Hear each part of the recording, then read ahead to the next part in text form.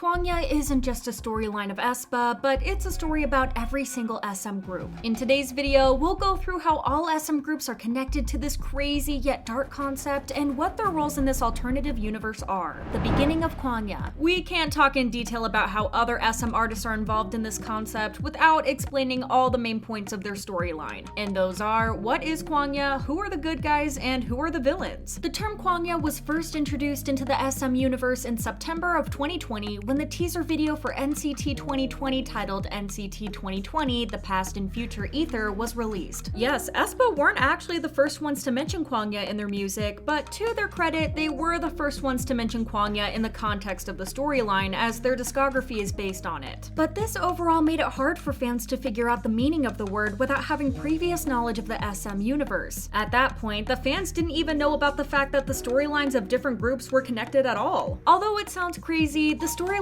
of Red Velvet, aespa, EXO, NCT, and other SM artists are all connected in this huge universe. However, before I really explain how SM managed to tie up all of their music videos and what role everyone plays in the SM universe, I want to tell you that there are multiple dimensions and KWANGYA is just one of them. KWANGYA is technically translated to wilderness in Korean, but in the SMCU, KWANGYA is explained as a wave that expands limitlessly past the infinite universe. It has no limit, form, or rules, and it has the ability to connect dimensions and the people of these dimensions. The other dimensions are flat, which is the dimension where the alter egos or eyes are living when they aren't on Earth. This data can include pictures on social media, for example. KWANGYA is the dimension beyond flat, and then comes Cosmos, which is a dimension that hasn't been reached by anyone yet, but which the SM artists think will be able to reach once the Black Mamba is defeated. These dimensions are all connected in some way. The real world and flat are connected by POS, or the Port of Soul. People in flat can be aware of their eye, or they can be completely oblivious to their existence. The process of real humans connecting and communicating with eyes is called sync. So now that we got this out of the way, let's talk about the good guys and the bad guys of KWANGYA. SM introduced Navis and the Black Mamba as the good and evil counterparts of one another. The word Navis is a mashup of navigation and eye, and just like the name implies, Navis helps humans and their eyes connect with each other. Now you know why Giselle keeps calling them in the aespa songs. Black Mamba is the evil force who usually is in the form of a black snake that you can see in the aespa music videos, and its intention is to stop the connection that Navis is trying to establish by hacking into the system completely. The Black Mamba also has the power to take over eyes, and if humans and eyes are tempted and greedy, the evil ends up winning. Yeah, very dramatic, I know, but this isn't even the start of it. In fact, greed is quite an important motif and theme in this story, so keep your eyes open. One of the biggest plot twists in the whole KWANGYA story is that EXO members have a role in it as well. Although SM used NCT and aespa to introduce KWANGYA first, there are other groups who are in it. EXO were the first group to have a consistent storyline that they followed in all of their music videos, and the ones to actually start the SM universe. In fact, their storyline was thought out as far back as 2006. Lee Soo-man had a lot of time to spare, I guess, because as we all know, EXO debuted in 2012, which was 6 years after Soo-man came up with the idea of SM universe. The story follows the EXO members who are from the EXO planet and all have their unique superpowers. These superpowers are referenced in their music videos. Lucky One shows the members using their powers in order to escape some kind of hospital. Coco Bop also shows the members finding some way or the other to interact with their powers. Suho jumps into a cup of water, and Chen plays with the electricity between two wires. There's also Path Code, which is a series of short teasers that were released in 2015 in which showcase the powers of each of the members while further expanding the storyline. However, it's been explained early on that all of EXO's powers come from the Tree of Life. Since the members are kinda dependent on their superpowers, their entire goal is to protect it from a red force that is trying to steal the tree's heart. The red force is the antagonist in the story, and its identity hasn't been revealed yet, but everyone assumes that it's an organization that's trying to obtain the members' powers as their own. And well, if you've watched any of our videos, you know that there's one SM group that has a concept of a cult and that has red in its name. But more on that later. The EXO members have some protection though, as the prophecy says that when all 12 stand together on the same ground, which is meant to be the exoplanet, then the tree will finally be saved. The EXO members then end up losing their powers momentarily, as seen in the Lucky One music video, but luckily they regain them once again. So how do they end up in the hospital? Simply said, they're actually being locked there by the Red Force in order to clone them all. Since the Red Force is the evil which is trying to defeat the members, what better way to do it than to clone the members and use their own powers against them? In the Lucky One, you can see that there are girls in red masks who are injecting the members with something. This is done in order to run tests and clone them because you can see that they all look emotionless motionless, like they're being brainwashed, until Kyungsoo gains consciousness, followed by the other members. This is a theme that will get repeated later in aespa's and Red Velvet's music videos, so keep it in mind because this is a vital point in the story. The members are then observed by the nurses as they escape the hospital, but this may mean that the Red Force is just manipulating them into believing that they're escaping. This is why EXO are acting out of character in Lotto and Monster, because while EXO are trying to escape from the maze in the hospital, the clones have taken their place even though they don't know how to control their new gained powers. EXO eventually manages to escape, and Obsession shows the fight between the real versions and the clones, with the clones winning in the end, if we're basing our opinion on the fact that Earth is shown burning in red. I've seen enough action movies to know that this is never a good sign. But you must be thinking, this is all cute, but how is it all tied to KWANGYA? The first time EXO ever referenced KWANGYA was in Don't Fight the Feeling, where they sang, "Don't be swept away by the obstinate rational, speed across KWANGYA." This might hint that EXO don't want to be involved in the whole fight against the evil in KWANGYA, as they have their own villains to fight. But what if everyone is fighting the same villain after all? The villains of KWANGYA. I think that when Red Velvet signed their contract with SM, there was a part in it that stated that Red Velvet would be playing the villains in every group's storyline. A recurring theme in Red Velvet's music videos that's hidden behind the bright concepts is that Irene controls the rest of the members and alters reality to keep them under her control for as long as she can. Yes, there are some instances where the members actually regain consciousness and find out what's happening, but in some way or the other, Irene gets back to being in charge of everyone. Sounds familiar? Yeah, it's oddly similar to Red Force's method. If Irene is already successfully manipulating the members, what's stopping her from expanding her methods to other universes, more specifically EXO? While none of the theories were confirmed by SM, Irene controlling the members to get their help in manipulating the reality in EXO's planet could be a big possibility. Plus, the clones could also tie into Red Velvet's music videos, as in Dum Dum, we can actually see the factory that's creating them. Sure, it seems too bright and cartoonish compared to the hospital and maze in EXO's music videos, but isn't that the whole point of Red Velvet's music videos? The bright, colorful concepts with terrifyingly dark meanings behind them? But even though the clones are being created in their own factory, they can't use the Red Force to take over KWANGYA, nor can they use the clones in their favor. Since Irene can't control the real humans, she settles for controlling their eyes, but she knows she can't do it alone. Also, Irene is not one to do the dirty work, so she enlists someone else to do so. And that's how Seulgi enters the story, as she's the chosen one to be the villain. But is Seulgi really helping her if she's being manipulated into doing so? Willingly or not, Seulgi takes the form of the Black Mamba and takes on the mission to overtake technology in KWANGYA and the eyes. Though how do we know for sure that Red Velvet are to blame for this? In EXO's Mama intro, they say, "An eye of the Red Force created evil, which coveted the heart of the Tree of Life," which basically means that the Red Force created all evil in this universe and that it's the essence and the origin of all villains. To further prove this point, in Exoplanet, the first thing that the clones do is act out. They drink, gamble, and basically do everything that's considered a sin. The entirety of Red Force works based on the idea of sin, and so does the Black Mamba. It's true that eyes are technically just the alter egos of real-life humans, but they can be overtaken by the Black Mamba if they're too greedy and given to temptation. The entirety of Red Velvet's Feel My Rhythm music video is about Seulgi tempting the other members into hell by making them sin, so at least we know she's experienced in this. But Irene is not only responsible for Black Mamba. There are some theories that after making Seulgi become the Black Mamba and having her hack the connection between humans and eyes in order to take complete control over KWANGYA, Irene took it upon herself to play the role of Black Mamba's good counterpart, Navi's. Yes, Irene's responsible for both. But since Navi's has been painted to be the one who's doing good deeds and who aespa are calling to for help, why is Irene the one playing her role? Up to this point, she has all the characteristics of an evil person in leader, and Navi's is the complete opposite of that, so how is she involved in this? This could be all part of her evil plan to keep up a good facade, with Seulgi acting as the villain. If aespa, or any other SM artist for that matter, are too busy fighting Black Mamba instead of Irene, wouldn't it be easier for her to defeat them? If her manipulation goes far enough, she can make aespa do her dirty work because they think that they're helping save KWANGYA from evil when she's the one who's the villain. Another theory suggests that Irene, Seulgi, and the rest of the Red Velvet members are all working together in order to take over KWANGYA, with Irene as the leader. With Irene pulling the strings as Navi, Seulgi terrifying everyone as the Black Mamba, and the other Red Velvet members taking the form of snakes and working as their puppets, it wouldn't be hard for them to defeat aespa in order to take over KWANGYA. It all seems settled then. aespa are good, Red Velvet are the villains, and EXO are too busy trying to defeat their own demons in their own planet to be involved in all the KWANGYA mess. But as we've learned so far from SM, nothing is as simple as it seems. Plus, I haven't even explained the role of the other SM groups in the SMCU, so buckle up because the story is far more twisted. The Avengers of KWANGYA. There might be another villain in KWANGYA, and it's not Seulgi. In fact, it's not a Red Velvet member at all. This villain might have bigger control than Irene herself, and it's none other than Taemin. Yes, the truth is that Taemin might be the king of this universe, and this is all based on one crazy theory. The crown he wore in the teasers for Never Gonna Dance Again Act 2 wasn't just there for aesthetics. This is heavily implied in the music videos for solo work too, as there's not a single scene where he doesn't look like he's trapped and seemingly trying to fight or solve something. To add to that, at the end of the music video for Super M's is One, he has a montage of scenes where he's seen to be above everything. He might have even created KWANGYA, as the criminal music video shows him creating a new world and watching over it. In fact, eagle-eyed viewers can notice that the maze Taemin is watching suspiciously looks like the one in EXO's Overdose. So even though Irene thinks she's pulling everyone's strings and that her status as a ruler is not in danger whatsoever, she might be only Taemin's pawn. They're pretty much working together, it's just that the Red Velvet members have yet to be aware that they're helping Taemin get more and more powerful. And just like Irene, he also has his pawns that do his dirty work but think that they're fighting for the greater good. But instead of aespa, he's actually using Super M. Surprise, surprise, they're involved in the story too. Taemin forms Super M, who are basically the Avengers in KWANGYA, all on his own by gathering some of the most powerful people in KWANGYA, which could potentially be an obstacle to him. Kai can teleport through space and time, Baekhyun can control light, and Lucas's powers are theorized to be related to water. Ten, Mark, and Taeyoung's roles or powers in the universe aren't clear yet, but the entirety of NCT are thought to be hackers who want to help aespa defeat the Black Mamba and restore the communication between eyes and humans. Knowing they pose a threat to him, he lures them in under the pretense of protecting the universe when he's just keeping them close enough to harm them more easily. Taemin then leads them into the Matrix, which is a simulated virtual reality construct of the world. He did this in order to keep them under control so they don't put his new world in danger. Then he introduces aespa, as he calls them at the end of the One music video. Now, what relation do Taemin and aespa have to each other? First of all, Taemin is the one responsible for the glitch in the sink, which ruined the communication between humans and their eyes, as hinted in the lyrics and the music video for his solo song Idea. In the real world, Sync appears as a hole in the floor, and we can see a variant of it in Idea, and we know that Taemin is the cause of it. But there's also a theory that Taemin is trying to turn aespa and Super M against each other. Both groups want to defend the evil, but don't really know who the villain actually is because of all the lies and manipulation they've been subjected to. If Taemin, the final boss of gaslighting and manipulation, manages to convince the two that they should fight against each other to achieve peace and protect the universe, then he can get rid of them without even lifting his finger. Smart, huh? But Super M aren't the only ones he's using. Well, he's technically not using Red Velvet Seulgi, but it seems like he has recognized that she can be of use to him. It makes sense that she's wearing literally the same crown in Feel My Rhythm to that of Taemin's. Since Seulgi is Irene's rival and the first one to become aware of her manipulation, Taemin is expecting her to destroy Irene, but unlike Super M and aespa, he's actually helping her with it. Taemin makes Seulgi the Black Mamba, and it makes sense since the motif of snakes appears multiple times throughout his music videos and teasers. He gives her the power to tempt people and turn to different animals, and then she gets to work on coming up with ways to tempt the other Red Velvet members into going to hell. She uses strawberries, which are a metaphor for greed and represent the forbidden fruit, to tempt Joy, Yeti, and Wendy. Irene helps her in the mission out of guilt, not knowing that she's making Taemin gain more and more power. She also tried to get control of aespa so they can use them as their puppets. And if you see from the Black Mamba, she kind of succeeded, at least partly. But there's also a possibility that Seulgi actually stole Taemin's crown, and that he built the army of powerful forces known as Super M, and now Super M is trying to fight not only Seulgi, but the exact opposite of Super M, and that's girls on top, or simply GOT. But back to the main story. In one of the scenes of the Black Mamba music video, you can see that Karina is sitting on a throne while a mysterious figure is standing behind her. The figure is seen on her teasers too, and in one of them, she's even whispering things in Karina's ear as if telling her what to do. The figure is believed to be Black Mamba in her human form. Yes, she looks nothing like Seulgi, but I've mentioned before that Seulgi has the ability to take different forms, like the snake and owl as seen in the Feel My Rhythm music video. Maybe this power of hers expands to turning into other human figures too. Seulgi is also wearing a feather dress in Red Velvet's music video, similar to the one that Black Mamba is wearing. Not only that, but Karina's teaser for Savage also depicts her floating in the sky, surrounded by a metallic skeleton that looks a lot like that of a giant snake. This might be SM's way of telling us that Karina is already controlled by the Black Mamba and is acting like she's on aespa's side so she can destroy them from the inside. In the performance stage of Savage, Karina is the only one who has the title of the song written on her outfit. However, the font and the red color it's written in resemble slash marks, as if Karina was scratched or bitten by the Black Mamba. There's also a chance that Winter is getting controlled too, because the red orb behind her in the Savage teaser might actually be the Red Force or even the eye of Black Mamba watching her carefully. I'll leave that to your own interpretations. But if she's not on their side, then she is the member that's getting suspicious of Karina and her real intentions. However, based on the fact that Black Mamba is seen circling around Giselle, it seems like Karina succeeded in turning her on the evil side. And what about the Super M versus Girl on Top fight? There's a theory that there are two groups who are fighting to rule over Kwangya, and they're divided by gender. They're led by Taemin and Sugi because of the crowns they wore in their music videos. But on the girls' side, Boa is actually the official leader, with Sugi being her right hand. While the intention of both groups is to fight each other until Kwangya has a ruler, Sugi might want to take down Boa first to become the leader of the girls' team and then defeat Taemin. Though it seems that Giselle has already figured out what she's up to. Why? She's seen in the song Zoo. She's the only female among all the NCT members, so the theory is that she joined them to escape from being manipulated by Sugi like her team members, and also to help defeat her. Since there was no official music video for Step Back, it's hard to establish whether they have officially teamed up or if everyone is just trying to manipulate and overtake one another. Now, what happens with groups like NCT and most importantly Boa, and what are they doing in Kwangya? Well, the theories are complicated. One suggests that while Taemin created the alternate universe of Kwangya, Boa created the SM universe as a whole with all the parts of it. In fact, the order in which the girls turn around in the Step Back choreo might hint towards the hierarchy of the SMCU. First, Karina and Winter turn as they're the ones being manipulated. Then turn Sulgi and Wendy, who are the ones controlling and manipulating aespa for their own gain. Then Hyoyeon and Taeyeon turn around, but the girls' generation members have yet to give an indicator towards their role or importance in Kwangya. Boa is the last to turn, which might mean that she's the most important person in SMCU. But SM hasn't given a clue towards Boa's involvement yet, so we can't say anything on that for sure. NCT, on the other hand, have quite an involvement. It seems that they're the ones who are truly on aespa's side without any of their personal intentions getting in the way. But there's one problem: they can't get to Kwangya themselves. They don't have the ability to go there on their own, so they've been looking for help, and since they couldn't find it, they decided to clone themselves in the Glitch Mode music video and basically create their own eyes to help aespa in the fight against the Black Mamba. As the title of the song suggests though, there was a glitch in the system that might have corrupted the clones. This was probably caused by the Black Mamba, so yes, it has managed to reach NCT too. SM stans are still waiting for some things to be cleared up though. There are still groups and artists like Super Junior who have teased the fact that they're about to join the Kwangya universe, but their role is uncertain. Since the universe keeps expanding with each music video, some things might be explained in the future. Let's tune in to see what happens. Thank you for watching, and see you next time. Bye!